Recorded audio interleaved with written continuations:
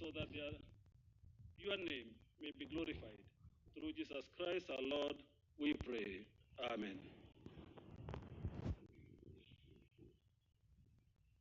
Ashirangai baba. Amagara yoga kalari ngob.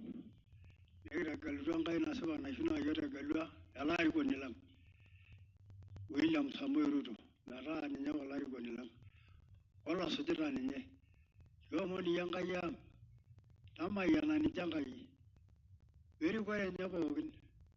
The minister ni. Ngaya nasaba nashu. Tara marabogin. Rubuka yuasa narani. Ola sujira bogin. Amuyana shoina rigore. Jo mero bige. Jo irigi yore sidai. Jo mero rigore sidai yola rodian. Amuyalo penyi yo bogin. Irigi yo mero rigainet. Irigi yo kangaira njabai. Ngaya nasaba nashu. Iro yo koloro mana. Ngaya nasaba nashu aygolam. Emero mana. Neme barungani. Amu mbana yalo orungani ora kala. Ngaya nasaba nashu jo irigi yore sidai. Longari bogin. Nigi jorama ramelo nagi. Now Monanga Masai. The Raparan or the Nibor, Napayana or Merek. The Rora below and I'm Rogangri.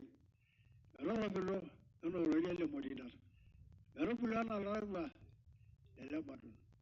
A Mesha Bishopana Guanaga Angadiak. The Ralingana Lari, the Rora below, Erugoranga Kenyan Rabrari. Mira Haraba of the Logan. And I give you a sidai. I don't give you a sidai. And a Rabulona Bogan. Amen.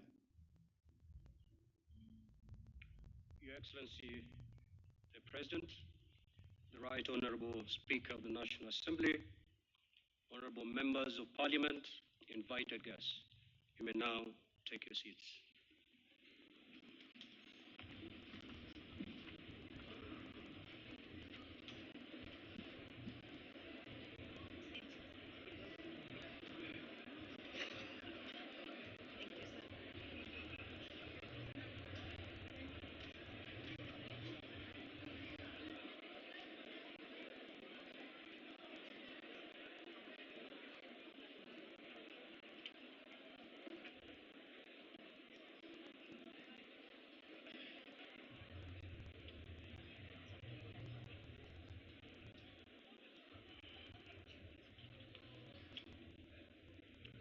Order, members.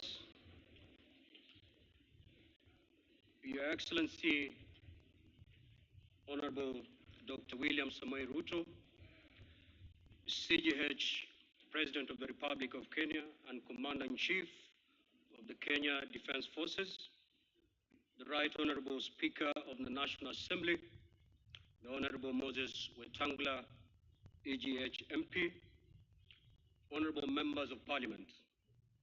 Article 132.1 of the Constitution of Kenya requires the President to address the opening of each newly elected Parliament. By a letter reference number OP/CAB.26/417/Volume 1, 38, dated 21st of September 2022, His Excellency the President notified the Speakers of Parliament of his intention to address the newly elected Parliament on Thursday, 29th September 22, in the National Assembly Chamber, Parliament Buildings at 2:30 p.m. Accordingly, and pursuant to Article 132.1a of the Constitution, and further pursuant to Standing Order number 24.1 of the Standing Orders of the Senate, by Gazette Notice number 11266, which was published in the Kenya Gazette of 22nd September 2022, I gave notice of this joint sitting to all honorable senators. Honorable members, this joint sitting is therefore properly convened. I thank you.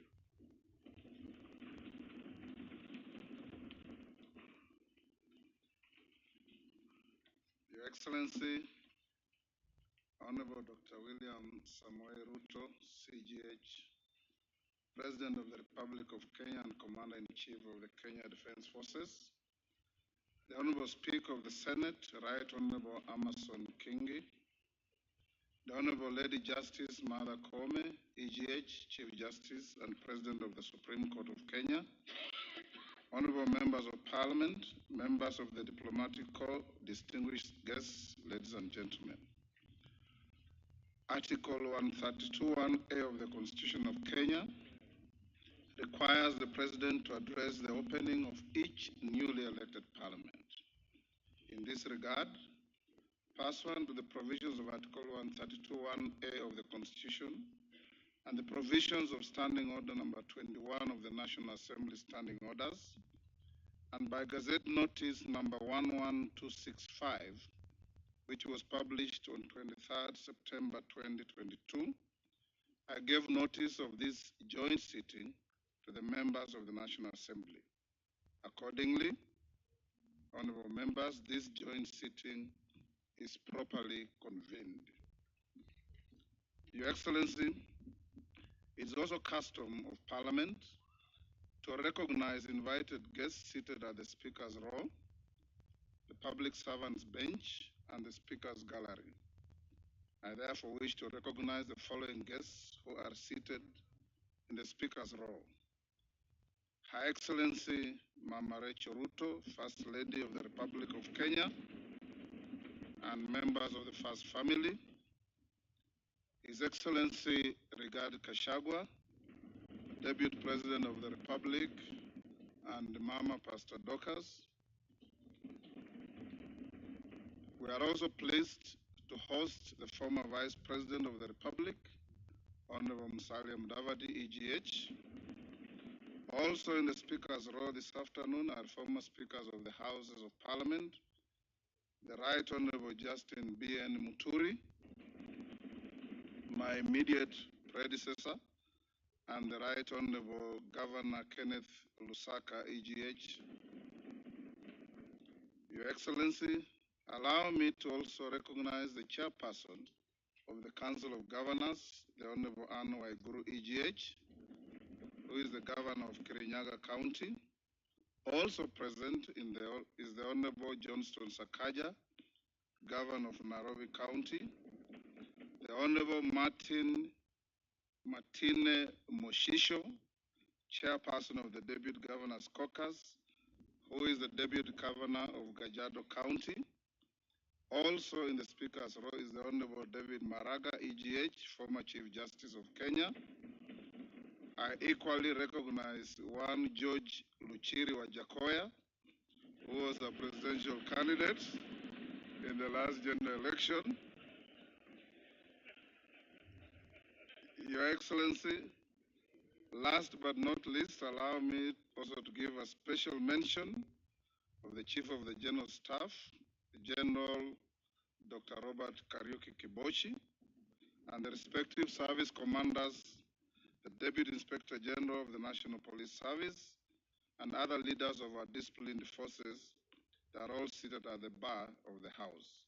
We remain grateful for their distinguished service to this nation. Honorable members, distinguished guests, ladies and gentlemen, it is now my singular honor and privilege to invite His Excellency, the President of the Republic of Kenya and Commander-in-Chief of the Kenya Defense Forces to address this special sitting of Parliament. I thank you. Your Excellency, please address the joint sitting of the Houses of Parliament.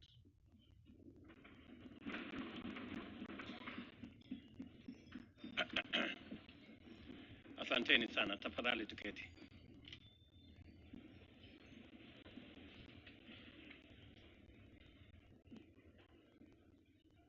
The Honorable Speakers of the National Assembly and Senate, Honorable Members of the National Assembly and Senate, by the grace of God, it is my pleasure to address this inaugural session of the 13th Parliament following the August 9th general elections. It is important to note that we have made very positive progress. This parliament has recorded the highest number of re-elected members of parliament ever. In the National Assembly, a record 193 members have been re-elected, 50 more than were re-elected in 2017. While in the Senate, 17 senators have been re-elected. This confirms the increased confidence of the people of Kenya in their leaders and institutions, affirming the maturity of our democracy. Another milestone is the election of women legislators elected into single-member constituencies. In this year's election, 29 women were elected members of the National Assembly, 6 more than were elected in 2017. This is a manifestation of the growing confidence in the contribution of women leadership in decision-making, in our governance, and in our political institutions. I am certain that this positive trend will continue into the future. It is also instructive that the same confidence in Parliament has been shown in the executive. In 2013, the President was elected with at least 25% of voters in 30 counties, 34 counties in 2017, and 39 counties in the just concluded elections. Again, further demonstrating the deepening pluralism and inclusivity of our democracy. I therefore take this special opportunity to congratulate all of you on your election in the last general election and the subsequent nominations of our nominated members of parliament. The confidence demonstrated by Kenyans in us and our institutions should inspire us to raise the bar in our service to the nation and accountability to the electorate. It is also my singular honor to congratulate our speakers, the Honorable Moses Wetangula and the Honorable Amason Kingi, for overwhelming confidence of members to preside over the respective houses of parliament. I also congratulate members who have been elected to parliamentary leadership positions and wish each one of you wisdom, strength, and success in steering our legislative affairs. We gather here on the tranquil side of a competitive election where we all came to grips with the turbulent energies of political competition that characterize our uniquely Kenyan brand of democracy. It is true, this election was an intensely contested election. Nevertheless, that it was peaceful and democratic again confirms the coming of age of our democracy. I submit to you that the fact that the election was so close is an indication that what unites us is always much more greater than what divides us.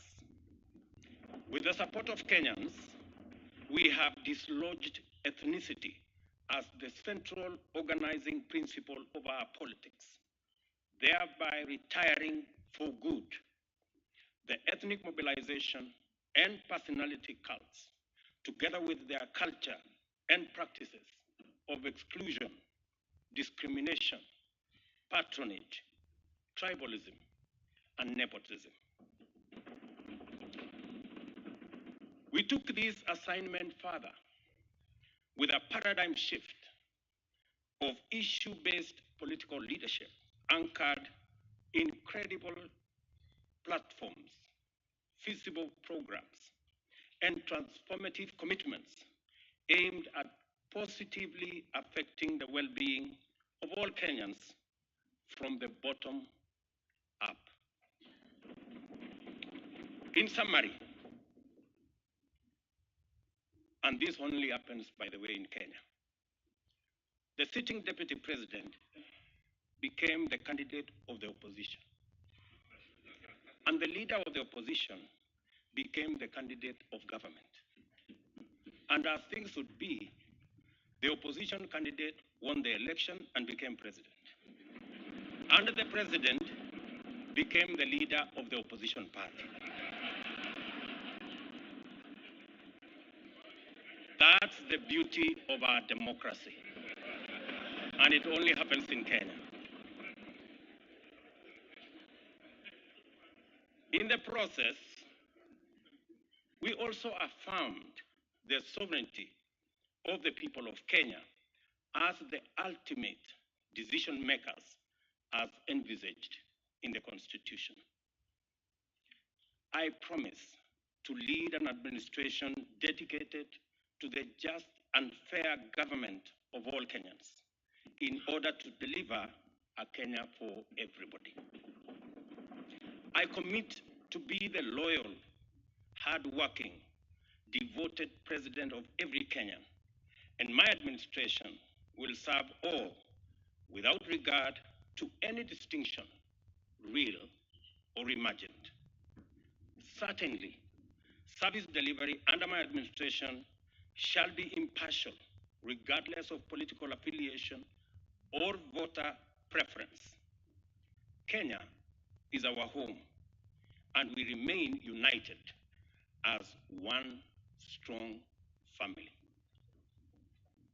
For these reasons, I want to persuade you that the legislative agenda I stand here to prosecute deserves the bipartisan support of this House. My administration is pursuing a transformational program that offers a uniquely all-Kenyan moment, which calls for unity of purpose in the legislature. We are committed to serving all Kenyans in all wards of each constituency and all counties in every region throughout the Republic of Kenya. After all, we all serve the same boss, the people, and their sovereign interests are our operating principle and purpose. I will run an administration that is open, that is transparent, and my administration will rely on oversight from this House to make sure the public gets value for every cent invested in every policy, project, and program. Consequently, I ask Parliament to consider a mechanism in the standing orders to facilitate cabinet secretaries to articulate government agenda, explain policy, and answer questions on the floor of the House to enhance executive accountability to the people of Kenya through their elected representatives. On this matter of oversight and holding government accountable, my administration commits to restore the place of Parliament in our democracy by respecting the autonomy and oversight authority of Parliament on the executive. Equally, I am a firm believer in democracy and the rule of law. That is why my first executive action when I took office was to undo a legacy of acts and omissions that had incrementally undermined the independence of the judiciary. For avoidance of doubt, the judiciary is an arm of government just like Parliament, and my administration will be intentional in respecting the constitutionally mandated systems of checks and balances. It is in this spirit that I will be seeking additional resources to support the bottom-up scaling of justice and empower the judiciary to acquire capacity and develop the infrastructure needed to more efficiently adjudicate and expeditiously conclude corruption cases, commercial disputes, and all other matters that today are a huge backlog on the judiciary. Honorable members, to implement the pledges and commitments set out in our plan, my administration is committed to investing in the requisite enablers and infrastructure to provide a sound foundation for its execution.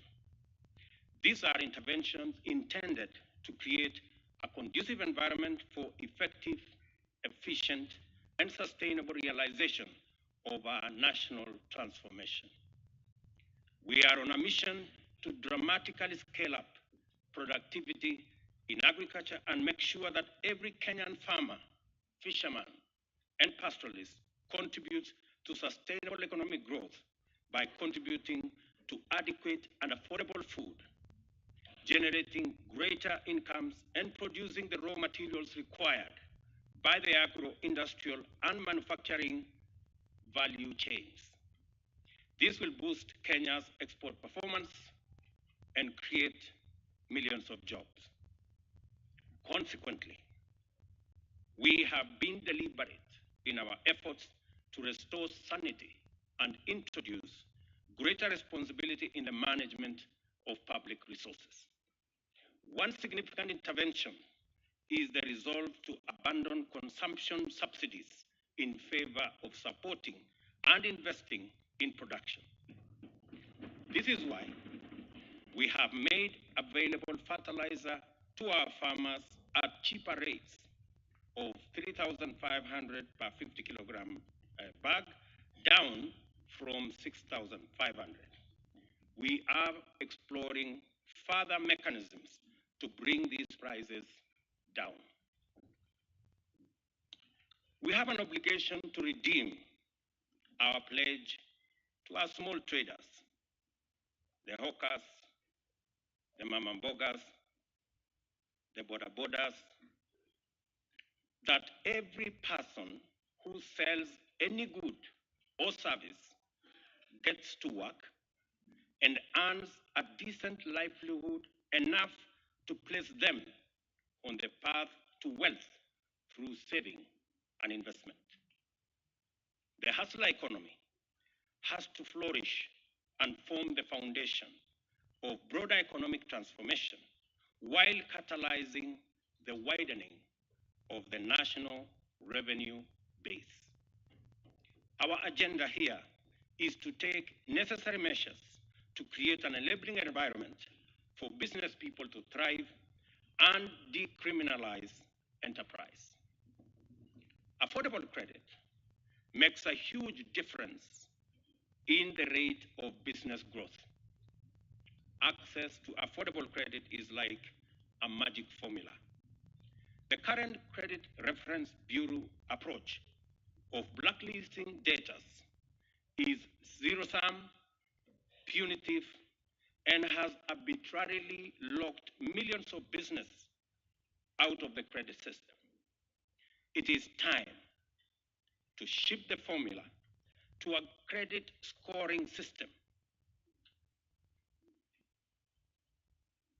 which allows lenders to apply customer segmentation and at the same time end the stigma of blacklisting.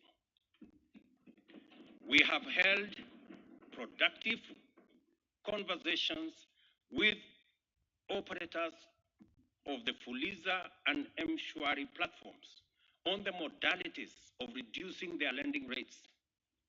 I am happy to report today that yesterday, our engagement finally culminated in undertaking by the platform operators to reduce the cost of credit by 50%, and this is a significant step towards unlocking billions of shillings needed to spur economic activity by once again expanding financial inclusion.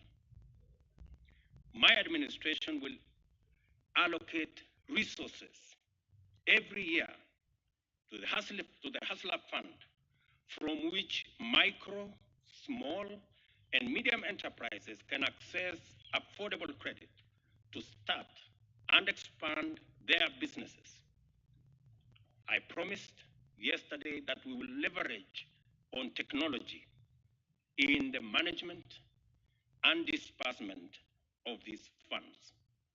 And shortly, we will be bringing to this House the legislation and the regulatory framework to operationalize this fund. There is tremendous opportunity for this House to fully take up its role in resolving the systemic issues of limit to access affordable homes and affordable financing. This administration will unlock housing for the nation by doing a couple of interventions. Number one, we will work on the provision of land for affordable housing, both public and private. And number two, we will provide access to affordable and stable financing for those engaged in social, affordable housing across the country.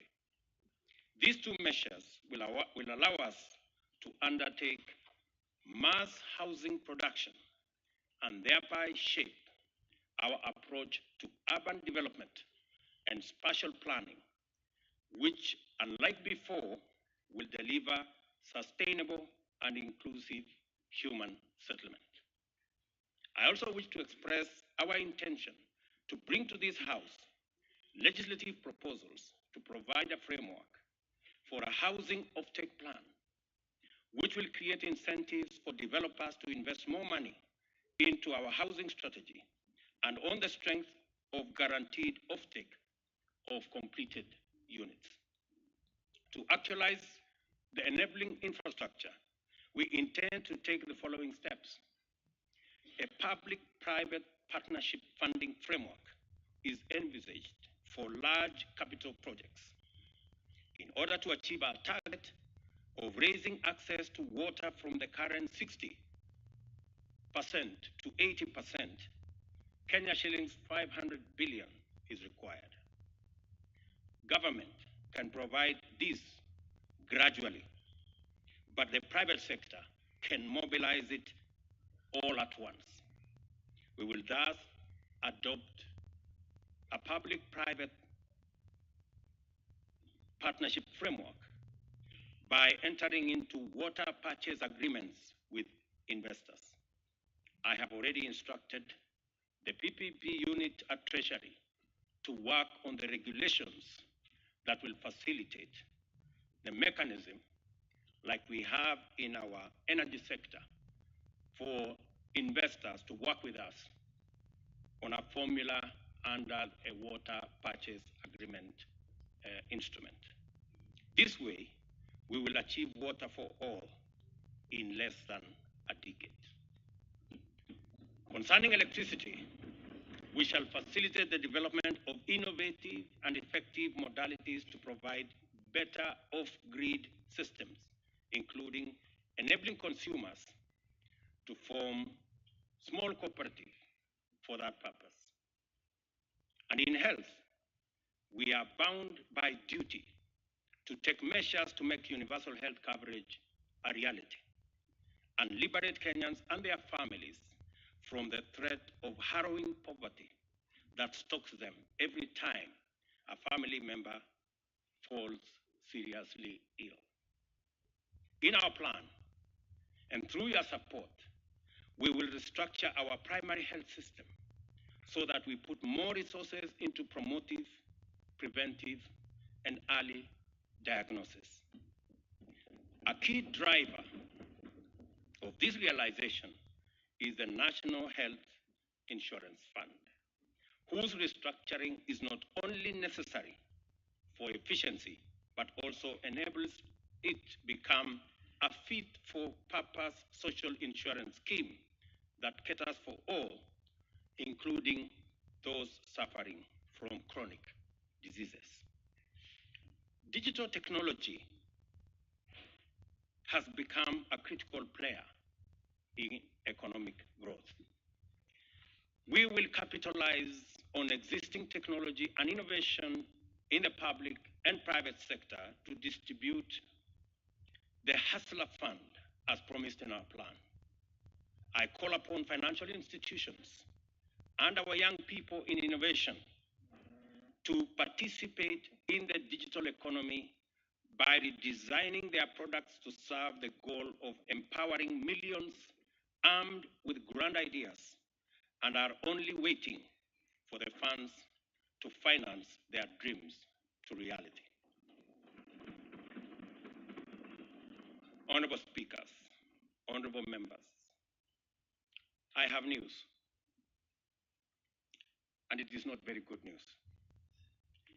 Our financial situation is not very good.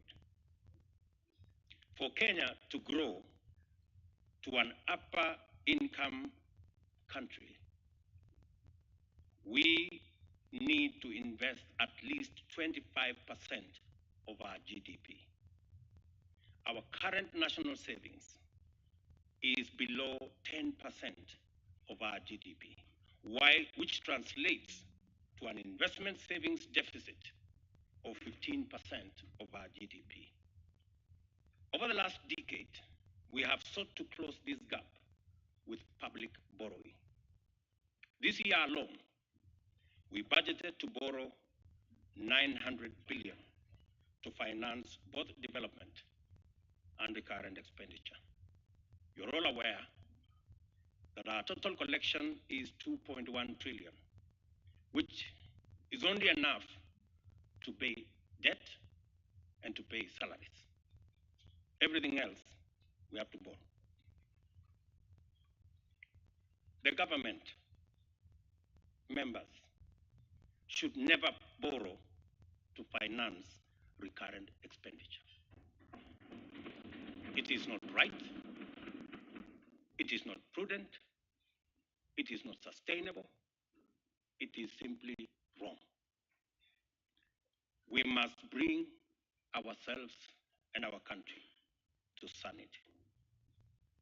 Over the next 3 years, we must reverse this and go back to the situation where government contributes to the national saving efforts by keeping recurrent expenditure below revenue.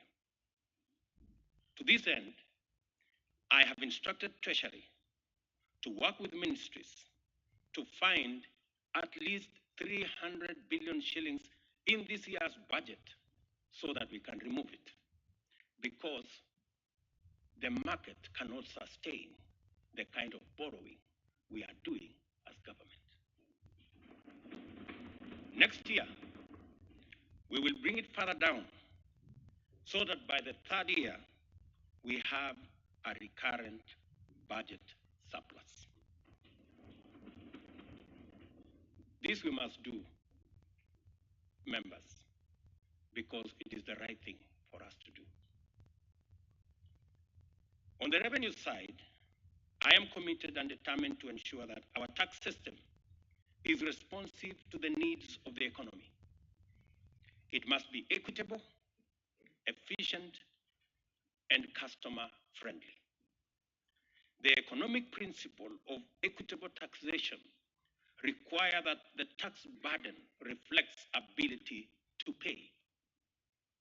This is best achieved by a hierarchy that taxes wealth, then consumption, then incomes, and lastly trade, in that order of preference, so that those who are wealthy and have the capacity to pay should pay more, and those at the bottom of the pyramid should pay what is proportional. This is best achieved by our tax regime that is different from our current tax system, which falls way far short of this.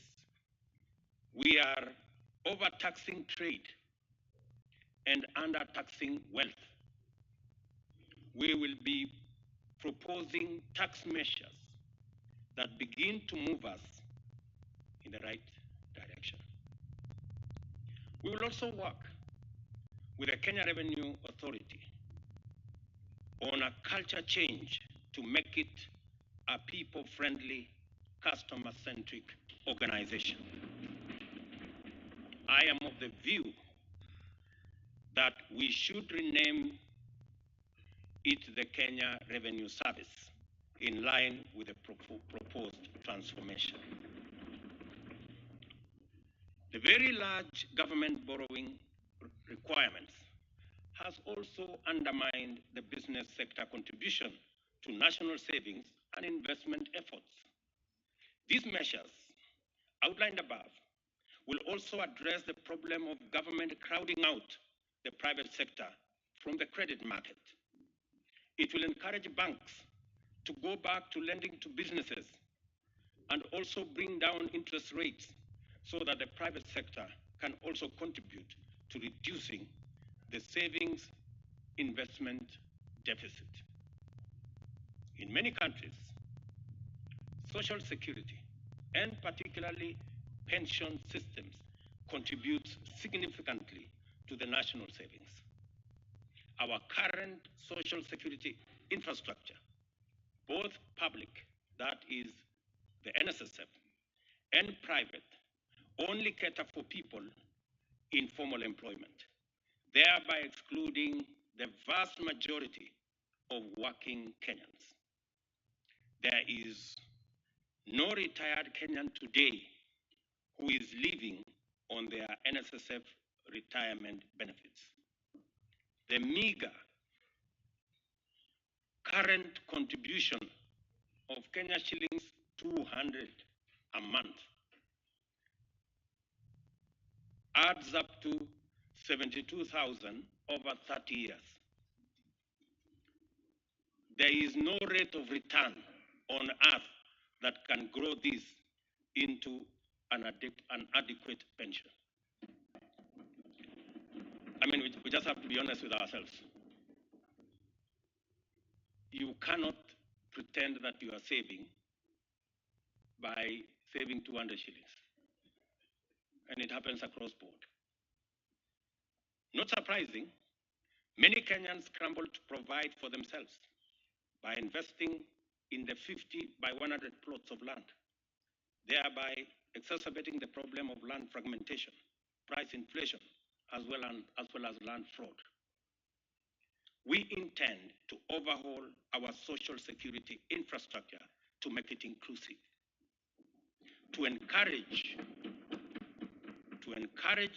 those excluded to save. I will be proposing a national savings drive to encourage those in the informal sector to set up their retirement savings plan. For every 2 shillings saved in the scheme, up to a maximum of 6,000 a year, the government will contribute a shilling for every 2 shillings saved by the private sector. Meaning that every Kenyan who will save 6,000 a year, the government of Kenya will give them 3,000 shillings. As part of the response to the ongoing drought, we have embarked on distribution of relief supplies to 3.5 million Kenyans who are affected by drought in 23 arid and semi-arid counties. The ultimate solution to the drought cycle in our country is mitigation of climate change and its adverse effects. We must act urgently to keep global heating levels below 1.5% degrees centigrade, help those in need, promote the use of renewable energy, and thus end addiction to fossil fuels. Honorable members, I know the contribution to the National Government Constituency Development Fund has made in making life better for our citizens. Having served in Parliament for 15 years, before and after the establishment of the National Government CDF, I know the difference it makes is monumental. I believe there is a way CDF can be aligned to the tenets of the Constitution. In this regard, I also hasten to add that both houses should also be adequately resourced for oversight duties. With regard to the Senate and its constitutional mandate, I believe the two houses should work together to set up the Senate Oversight Fund. This will be used to provide oversight of the millions of resources that are sent to counties. Honorable members, the people of Kenya rightly expect much of us. We have our work cut out. This is our chance to achieve real change by working together to make Kenya a land of equal opportunity for all, where every Kenyan is proud to call home. Let us all play our part in the service of our employers, the people of Kenya. I will be making other statements going into the future. I will make my statement today short. May the good Lord bless you, and God bless the great people of Kenya. Thank you.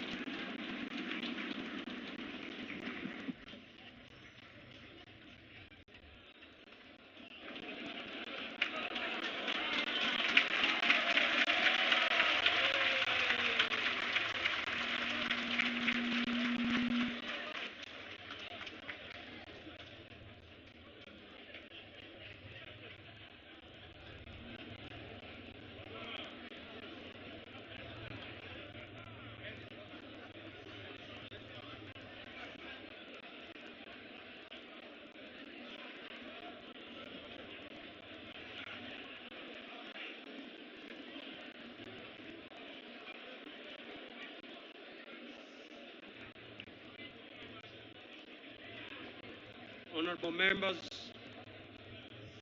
kindly let us take our seats.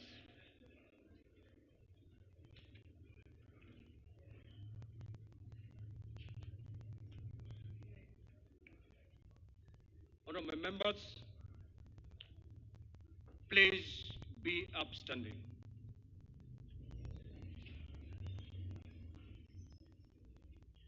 Your Excellency, the President, the Right Honorable Speaker of the National Assembly, honorable members, we have come to the conclusion of the business of the day, and it is now time to adjourn.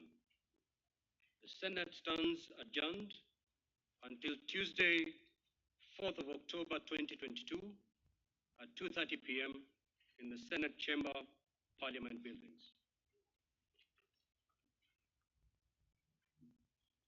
Honorable members, the National Assembly will equally stand adjourned until Tuesday, 4th October 2022 at 2:30 p.m. Before we adjourn, my apologies to the members of the judiciary, those who carried my speech, left out the acknowledgement of our members of the judiciary present in the House. Apart from the Chief Justice, we also have the Deputy Chief Justice, Honorable Philemon Mwilu. We have Justice Daniel Musinga, President of the Supreme Court, of the Court of Appeal. We have Lady Justice Hannah Okwengu, Justice of Appeal. We have Honorable Justice Eric Ogola, Principal Judge of the High Court. We have Honorable Lady Justice Maureen Onyango, Principal Judge of the Employment and Labor Courts of Kenya. And we have the Honorable Anne Amadi, Chief Registrar of the Judiciary. Your Excellency, honorable members, may I take this opportunity to invite all honorable members and our guests to our reception at the Parliament courtyard.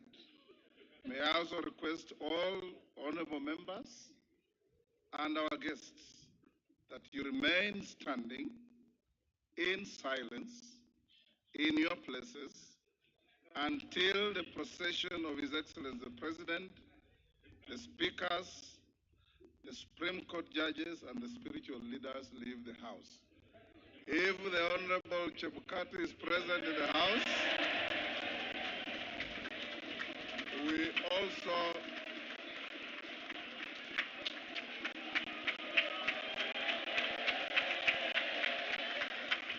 all the honorable members, on your behalf, I have the distinct honor to acknowledge his presence. Thank you.